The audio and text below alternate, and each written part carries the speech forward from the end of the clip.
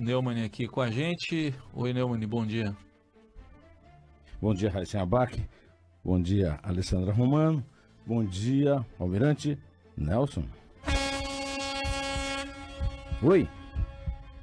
Bom dia, Emanuel Bonfim. Bom dia. O Ana Paula Niederauer. Bom dia, ouvinte da Rádio Estadão, que adora Ana Paula Niederauer. Esse momento é muito aguardado, né? É, muito aguardado por todos na manhã.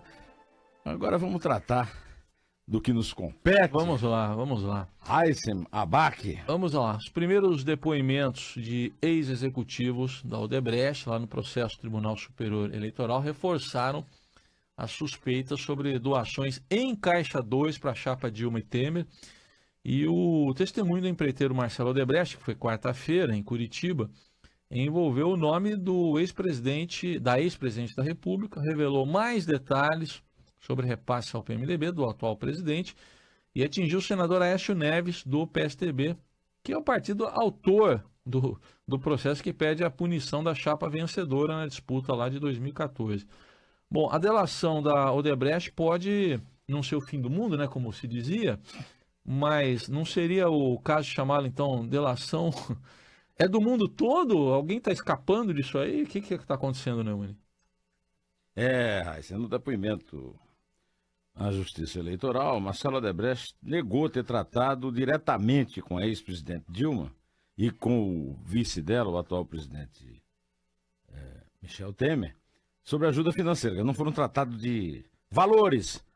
Dê isso, dê tanta fulano, dê tanta cicrano. Mas ele garantiu que ela sabia dos pedidos de contribuição por meio de interlocutores. E esses interlocutores, entre eles, estavam 2 ministros da Fazenda, ou seja, funcionários públicos, servidores, que cuidam do orçamento, que cuidam da economia nacional e que, na verdade, estavam distribuindo propinas para bancar a campanha, funcionando como se fossem tesoureiros da campanha, né? E o empresário contou um dado, ele deu ao PT de 2008 a 2014 cerca de 300 milhões de reais. Esse dinheiro, segundo ele, era depositado numa conta que era inicialmente acessada por Antônio Palocci e posteriormente por Guido Mantega, os 2 ministros da Fazenda aos quais me referi. Parte dos recursos doados não teria sido registrada na Justiça Eleitoral. Ou seja, Caixa 2, crime. Ou seja, propina, crime. Dilma divulgou uma nota classificando de mentirosas as acusações contra ela e nós vamos tratar disso já já. É impressionante, Raíssa, como é que uma notícia com esse impacto vira aquilo que na gíria jornalística eu aprendi a chamar de carne de vaca. Ou seja, uma notícia sem valor. Algo corriqueiro, comum, como se fizesse parte do cotidiano. Qual é o brasileiro que, por sua livre e espontânea vontade, doaria tanto dinheiro? Eu disse 300 milhões. E é dinheiro dele, é dinheiro do brasileiro comum, é meu, é seu, é da Alessandra, é da Niederauer. E, no entanto, ninguém liga. É tudo comum. Ora, convenhamos, isso é de matar. Marcelo Odebrecht também falou de Temer, viu? Revelou que o pagamento de 10 milhões de reais ao PMDB foi acertado em 2 encontros com o ministro Eliseu Padilha, que é o chefe da Casa Civil. Ainda está licenciado por motivo de saúde. Sobre o jantar com Temer, ele contou que o presidente não mencionou valores. O Planalto considera que a versão de Marcelo confirma o que vinha sendo divulgado pelo governo. As pessoas, Alessandra, perderam de fato o que a minha tia louca, tia Maria, chamava de senso de noção. Ninguém precisa explicar que razões institucionais podem levar o maior empreiteiro do Brasil a jantar com o vice-presidente da República, que não manda nada na República, não mandava, agora está mandando tudo, como se fosse a coisa mais comum do mundo, que assuntos republicanos ou mesmo práticos poderiam ser tratados num jantar destes, se não fosse o velho toma lá da cá, Raíssa, e o saudoso Ricardo Fiuza, que hoje seria tratado como um menino levado, como o Michelzinho, por exemplo, não adotaria o lema franciscano do é dando que se recebe? É famoso esse lema lá na época que o Fiuza assim o definiu também, né? Fiozão, grande Fiozão. Bom, mas vamos falar aqui de Aécio, né? Em relação a Aécio, o Marcelo Odebrecht disse ter se reunido pelo menos 3 vezes com o senador, que na reta final do primeiro turno pediu uma doação de 15 milhões de reais. O empresário considerou o valor muito alto, mas depois concordou. Agora, não ficou claro, né, se os 15 milhões foram doados legalmente ou por meio do Caixa 2. Bom, Almirante Nelson, só na Caixa. Nesse momento em que o Brasil começa a sair de uma crise profunda, pode dar uma grande contribuição, especialmente na área econômica, na área do comércio internacional, na área de investimentos, para trazer mais investimentos, mais prosperidade e mais empregos para o Brasil. É a mesma dança, meu boi. E bumba, e boi. Gilberto Gil, anos 60, geleia geral. Gilberto Gil e Torquato Neto. É o seguinte, é a geleia geral brasileira que os jornais do Brasil anunciam. Também em depoimento ao TSE, o ex-presidente da Odebrecht Infraestrutura, Benedito Júnior, disse que repassou valores de Caixa 2 em 2014 ao PSDB a pedido de Aécio Neves, presidente do partido e também grande herói da luta contra o PT. O desembolso teria sido feito em 2 momentos. Na primeira vez, foram 6 milhões para apoiar 3 candidatos: Antônio Anastasia, Pimenta da Veiga e Dimas Júnior. No depoimento ao ministro Herman Benjamin, do Tribunal Superior Eleitoral, o Benedito, que é conhecido como BJ, na Odebrecht, contou que na campanha de 2014 repassou 9 milhões a políticos do PSDB e do PP e ao marqueteiro Tucano, a pedido de Aécio Neves, que então era candidato a presidente. Segundo o Benedito, a doação foi feita via Caixa 2. O Aécio, como a Dilma, distribuiu uma nota dizendo que ele só recebeu doação legal, mas até agora não deu nenhuma explicação plausível para desmentir os delatores da Odebrecht, os 77. Não sei quantos desses o citaram, mas muitos citaram. Questionado por advogados que compareceram à sessão, BJ contou que 6 milhões, né, como eu já contei, foram repassados para os 3 aí, né? O Anastasia ganhou, o Pimenta da Veiga perdeu, né? E o Dimas Fabiano foi eleito deputado federal e é filho do ex-diretor de Furnas, Dimas Toledo, que é personagem importante nessas delações a respeito do Aécio. Os outros 3 milhões, de acordo com o BJ, foram pagos ao publicitário Paulo Vasconcelos, marqueteiro de Aécio na campanha presidencial. É o Duda Mendonça do Aécio. É o João Santana do Aécio. O combinado, de acordo com o BJ, era um pagamento total, segundo noticia o Estadão, no blog do Fausto Macedo, de 6 milhões para Vasconcelos, mas só foi possível repassar a metade. O pessoal também aceitava fácil a redução da batatulina, né? O ex-presidente da Odebrecht, conhecido da empreiteira como BJ, não pode dar mais detalhes. Ele foi advertido pelo ministro de que as doações ao PSDB são objeto de estranha investigação. Na verdade, o PSDB é autor dessa ação, como você ouviu o Heisen dizer no começo. E se o Heisen falou, é como o Mário Viana. Tá falado. Benedito disse que não tinha ciência de doações à campanha nacional, porque cuidava apenas de doações estaduais. Como você vê, Heisen, a coisa era organizada e compartimentada. Tudo organizado, como o crime, né? O crime organizado. É verdade. Segundo testemunhas que assistiram o depoimento do ex-executivo da Odebrecht, ele também contou que não poderia dizer se os pagamentos foram realizados em dinheiro vivo, que é a prática de bandido, é receber e pagar em dinheiro vivo. Um advogado questionou sobre a forma das doações. Ele admitiu repasses não contabilizados, o Caixa 2. Disse que, em geral, são feitos via caixa normal, contabilidade comum. Mas citou, para isso, a cervejaria Itaipava, que, segundo o empreiteiro Marcelo Odebrecht, que era o patrão do BJ, era usada como laranja para repasses a políticos. Quando é por Caixa 2, como é feito o pagamento? Perguntou um outro presente à sessão. É dinheiro em espécie, respondeu Benedito. O PSDB também existe um certo inferno astral do PSDB, e ontem foi intimado pelo Tribunal Superior Eleitoral a prestar esclarecimentos sobre as doações feitas pela Andrade Gutierrez a campanha de Aécio Neves para a presidência da República em 2014. Essa é a resposta do PT. Pois é, mas e aí, o que os tucanos aí estão dizendo sobre isso? O Estadão procurou a assessoria do Aécio Neves, que disse que ele solicitou como dirigente partidário apoio para inúmeros candidatos de Minas e do Brasil a diversos empresários, sempre de acordo com a lei. Como já foi divulgado pela imprensa, o empresário Marcelo Odebrecht, que dirigia a empresa, declarou ao TSE que todas as doações feitas à campanha de Aécio Neves em 2014 foram oficiais. Isso aqui eu estou citando a nota do Aécio. Não é a verdade, como você acabou de ouvir o relato aí, tanto do Marcelo quanto do BJ. A assessoria do Antônio Anastasia também soltou uma nota. Antônio Anastasia foi o relator do impeachment de Dilma. Isso, no Senado. No Senado Federal. Disse a assessoria que o senador nunca tratou no curso de toda a sua trajetória pessoal ou política com qualquer pessoa ou empresa sobre qualquer assunto ilícito. Tá certo. Advogados de Dilma Rousseff protocolaram em dezembro do ano passado uma petição na Corte Eleitoral pedindo que fossem investigadas as doações feitas pela empreiteira campanha do Tucano.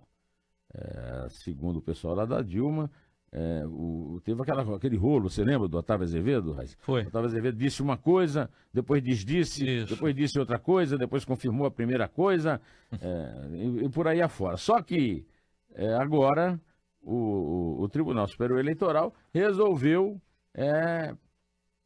botar para quebrar e saber o que, afinal de contas, que dinheiro foi para o Aécio na campanha. Pois é. Bom, tem a ex-presidente Dilma, que também foi citada, né? Por meio, ela divulgou uma nota falando que é mentirosa a versão que teria pedido ao Marcelo Odebrecht recursos para campanhas presidenciais de 2010 e 2014 por meio de Caixa 2.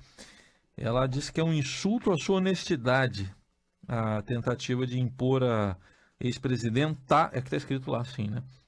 Uma conduta suspeita ou lesiva à democracia ou processo eleitoral. Bom, você acha que motivos que a Odebrecht teria para mentir e, além do mais, prejudicar o prêmio que teria recebido como delator, porque era uma delação premiada, né? Pedindo desculpa aqui a Alessandra e a Rola! Eu vou dizer o seguinte, que a Dilma Rousseff banca quadro de santa em prostíbulo, né? É famoso o dito popular que uma pessoa omissa é como quadro de santo em prostíbulo, né?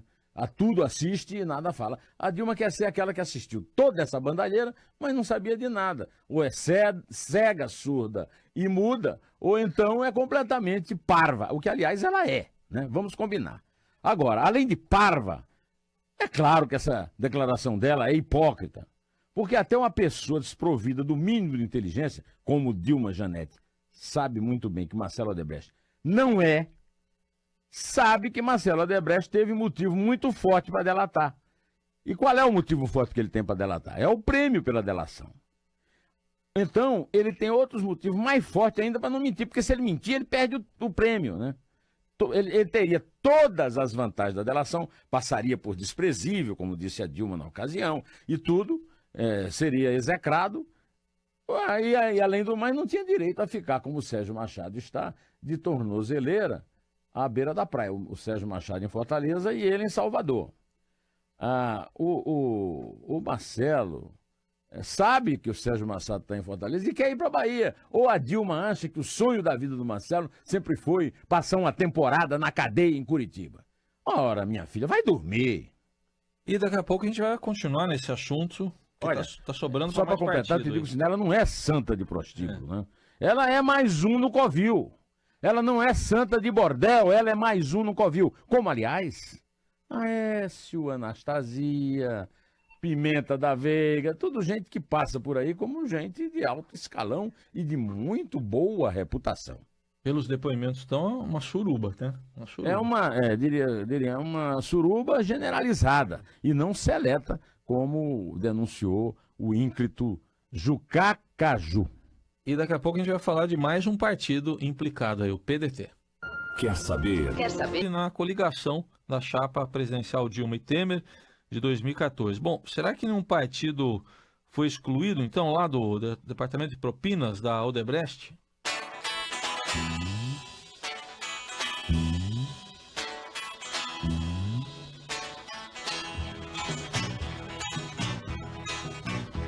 Um poeta desfolha a bandeira e amanhã tropical se inicia. Resplandente, cadente, fagueira, num calor girassol com alegria. Na geleia geral brasileira que o Jornal do Brasil anuncia. É bumba, iê, boi. Ano que vem, mês que foi. É bumba, iê, boi. É claro que não, Heisen.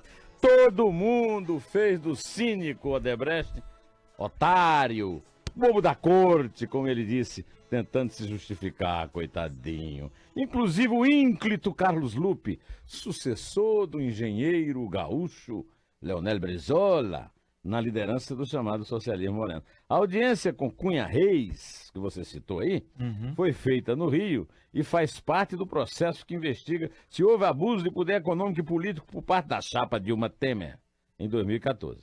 Conforme o Estadão apurou, você sabe disso, porque você já leu essa notícia hoje aqui, né? Cunha Reis detalhou que o pagamento foi feito em 4 parcelas, 2 em agosto e o restante em setembro de 2014. Não tem ninguém, olha, é tudo a mesma coisa, é a mesma coisa do mensalão. Apoio de partido não é obtido por coerência ideológica, é a chamada grana.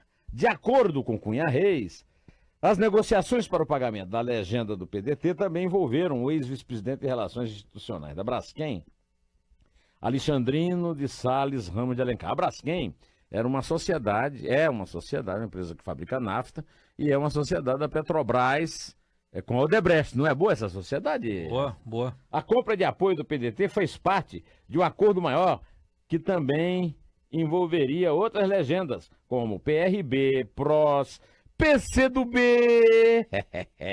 e PP, bumba, iê, boi. Então quer dizer que não é só por amor, né? PCdoB não era só por amor. Olha, então a gente vê aí que não falta nos depoimentos dos delatores premiados do Odebrecht siglas partidárias, né? Do governo e da oposição. Quer dizer, tudo dominado, tudo contaminado? O Estadão revelou também, em dezembro, que a Odebrecht colocou cerca de 30 milhões na operação de compra de apoio de partidos. O acordo é descrito em diferentes pedaços da história nas relações de Marcelo Odebrecht e Fernando Cunha Reis e Alexandrino Alencar. Benedito Júnior também disse que a empreiteira usou o Grupo Petrópolis, eu já falei disso, da cervejaria Itaipava, para doar 40 milhões da campanha da Dilma e pagar as famosas palestras do Lula, lembrou não? O Marcelo Odebrecht disse que a Itaipava foi usada como laranja pelo Odebrecht para fazer doações oficiais.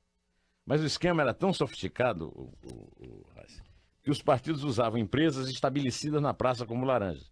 Benedito Júnior também contou que a empreiteira doou, né, para a campanha da Dilma através do amigo do Lula, o amigão do Lula, que é o dono, o próspero dono da companhia que é chamada de Petrópolis, né? É a farra generalizada, é o que mesmo? Suruba? Suruba. Generalizada, hein?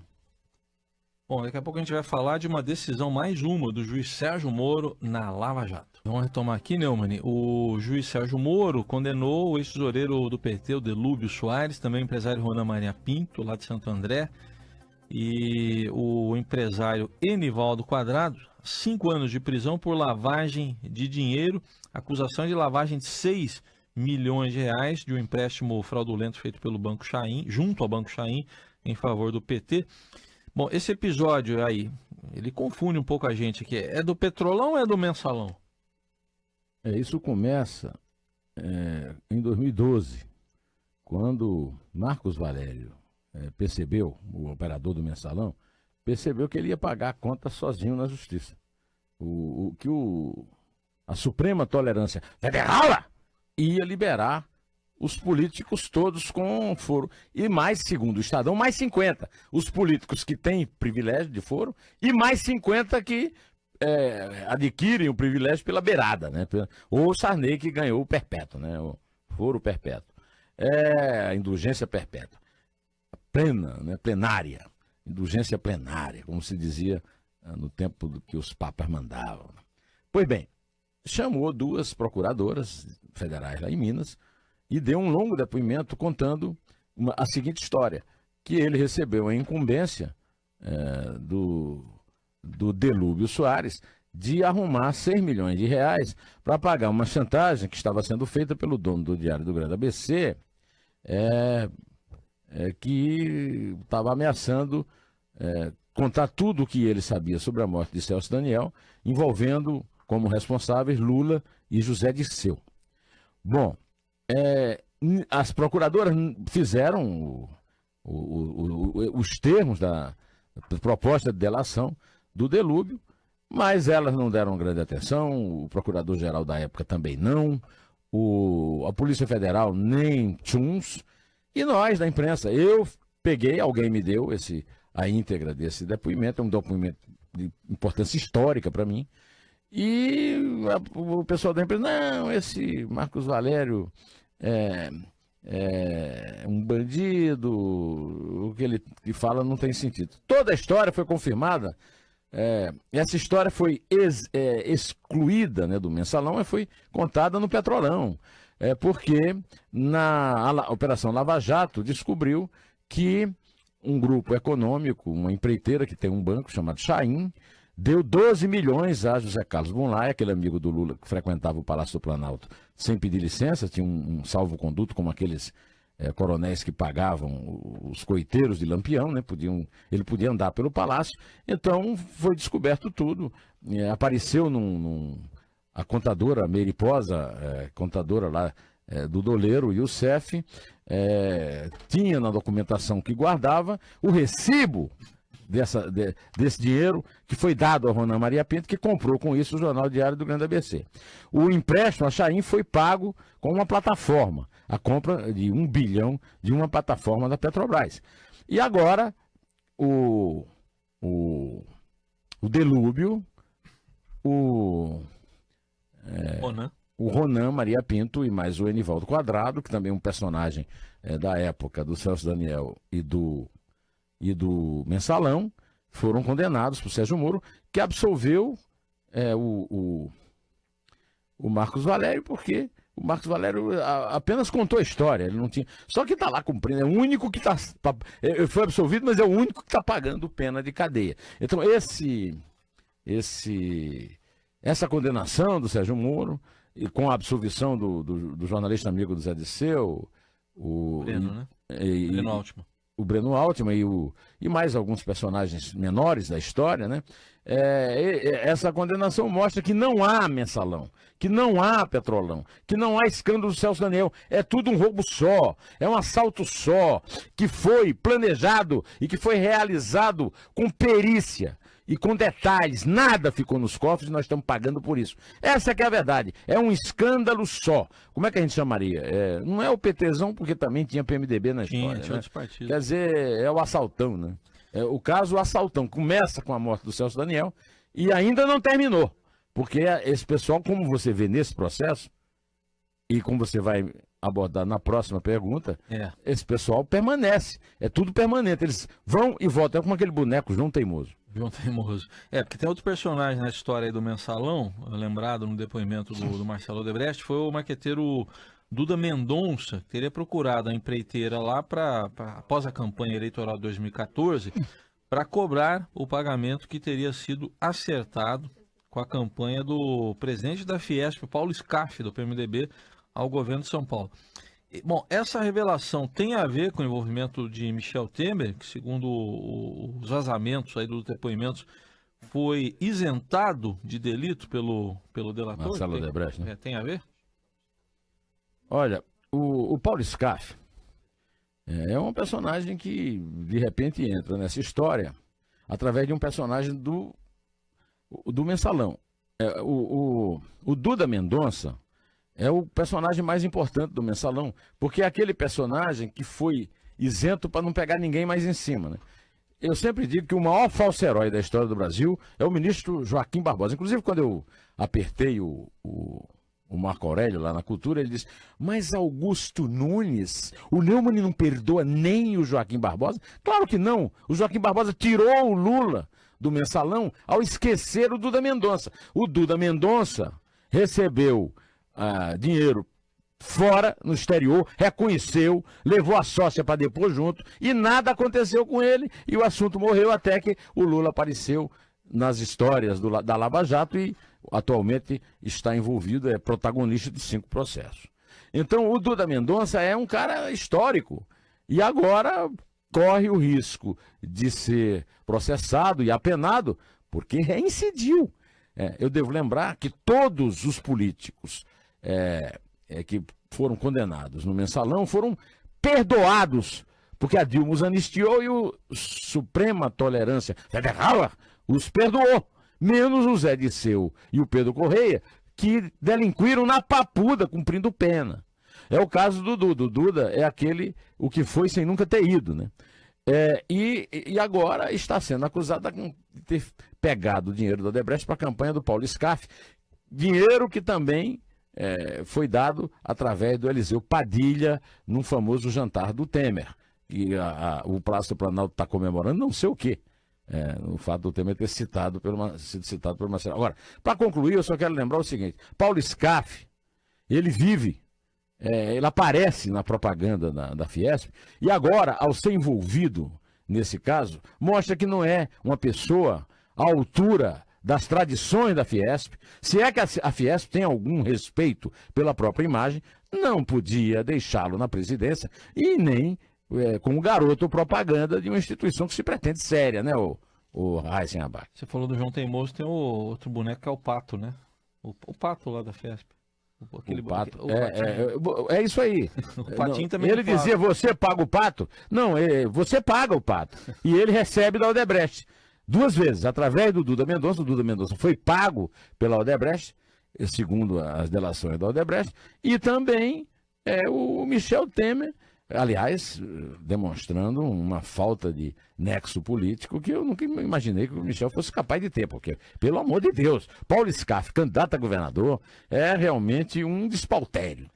Bom, vamos fechar esse bloco falando do novo ministro das Relações Exteriores, Aloysio Nunes, do PSDB, gravou até um vídeo, né, que a gente já divulgou, vamos usar de novo aqui, sinalizou que deve manter a política externa do antecessor José Serra, diz que quer aproximar o Mercosul da Aliança do Pacífico, que tem México, Colômbia, Peru, Chile, a Costa Rica. Bom, você diria que isso é por livre e espontânea convicção ou é uma disciplina partidária, né? Generosidade do amigo, camarada, o companheiro de fé dele, né? Tenho que avisar o ouvinte, estou sendo irônico, né? É melhor avisar. Atenção, né? É ironia. Não, eu já descobri isso aí, ó. O Almirante Nelson já sabe. Foi ironia, foi piada, ele já põe, né? Põe porque o Serra quer ser candidato a presidente, o governador, mesmo com dores nas costas, não é isso? Porque a dor de cotovelo ele resolveu, né? A dor de cotovelo ele o tirou do ministério. A escolha de Serra em maio, quando o Temer assumiu em definitivo, levava em conta a participação dele no esforço para tirar o Brasil do atoleiro em que o país foi metido nos 13 anos, 5 meses e 12 dias de desvarios dos desgovernos petistas de Lula e Dilma. No lugar do amigo e companheiro que fez parte da dissidência que apoiava Andréa Matarazzo contra as pretensões de João Dória na disputa pela legenda para disputar a prefeitura paulistana, Aloysio deixou a liderança do governo para manter a bandeira no Itamaraty.